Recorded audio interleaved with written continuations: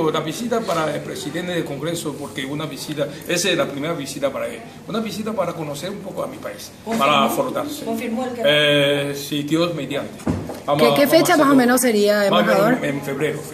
Quiere decir la primera quincena de febrero. ¿Quiénes integrarían la comitiva? Ese no se sabe. Pero Sí. ¿cuántas personas están invitadas? Yo creo que entre 4 o 6, más o menos, sí. Entre 4 o 6. ¿Iría el senador Bogado también? No, Solamente Senado. yo acompañé al embajador porque también es la honrosa visita de parlamentario de la Asamblea Legislativa de China-Taiwán.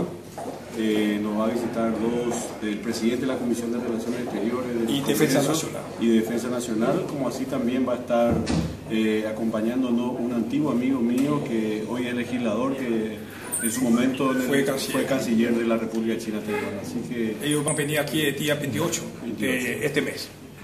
Y van a ser recibidos por el presidente. Sí, una audiencia con el presidente brasileño. Muchas gracias a ustedes. Gracias.